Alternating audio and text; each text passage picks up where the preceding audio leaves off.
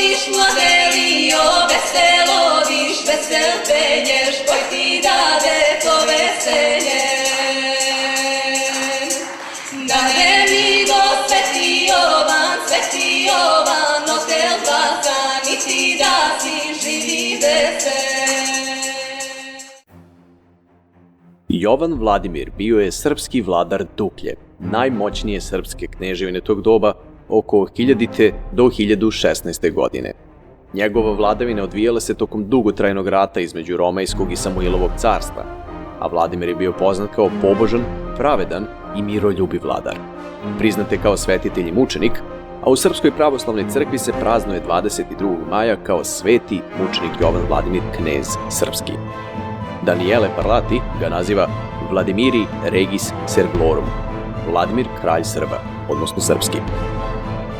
Sveti kralj Jovan Vladimir, nažalost, pripada dugom nizu, ako ne zaboravljenih, onda sigurno vrlo potcenjenih ličnosti naše istorije. U školama i medijima retko se može čuti o njemu, pogotovo opširnije. Ali tako stoje stvari. Jedna od zanimljivih činjenica u vezi Jovana Vladimira je sudbina drvenog krsta na kome se Jovan Vladislav, njegov ubica, krivo zakleo, a Jovan Vladimir bio pogubljen.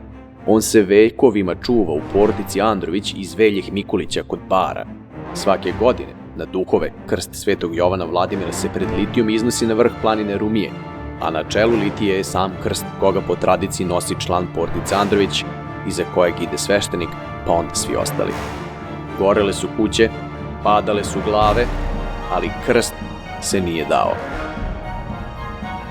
Po mnogo čemu je jedinstvena životna priča ovog srpskog svetitelja. Iako po ratovanjima i osvajanjima nije bio poznat, već 1000 godina traje poštovanje njegovog kulta među svim narodima, pa i veroispovestima centralnog Balkana. Koliko je bio neobičan život kneza Jovana Vladimira govori i to da u letopisu popa Dukljanina posebno mesto zauzima priča o romantičnoj ljubavi i mučeničkoj smrti ovog vladara.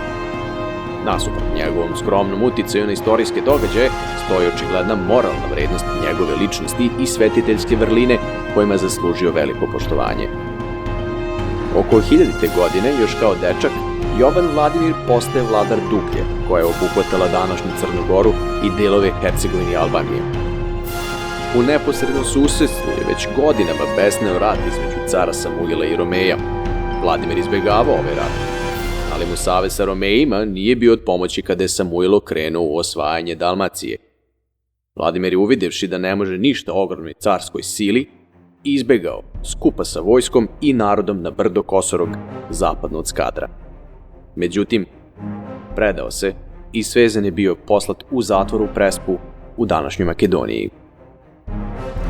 U Samuilovoj prestonici je rođena prva romantična priča srpske književnosti, letopis popa Dukljanina, u kojem se kazuje kako se careva ćerka Kosara zaljubila u lepog i pobožnog sužnja i molila oca da ga oslobodi i da je uda za njega. Car je popustio i sužnju Jovanu Vladimiru je dao svoju ćer Kosaru za ženu i vratio mu Duklju da o njoj ponovo vlada. Vladimir i Kosara vladali su u miru sa strahom Božijim i pravdom. Rat je završen velikom pobedom Romeja. Posle Samuilove smrti, njegov sin Gavrilo Radomir za kratko nasleđuje presto, ali ga brzo ubija brat od strica Jovan Vladislav, koji je smatrao da će ojačati svoj položaj ako potamani sve takmice i Samuilove rođake. Te zato počinje da radi o glavi i Jovanu Vladimiru.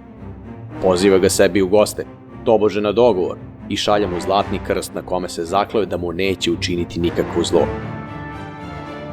Dukljanski knez mu odgovara, citat: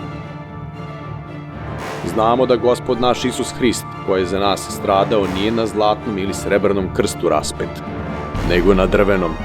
Dakle, ako je tvoje obećanje iskreno i tvoje reči istinite, pošalji mi po monasima drveni krst i uzdajući se u pomoć Gospoda našeg Isusa Hrista i polažući nadu živi krst i vredno drvo, doći ću. Krvnik Vladislav onda šalje drveni krst nad kim se zakleo i pripremi zasade da ubiju Vladimira pre nego što stigne do njega. Međutim, Vladimir je uz Božju pomoć bezbedno stigao u Prespu. Čim je stigao tamo, uđe u jednu crkvu da se po običaju pomoli Bogu.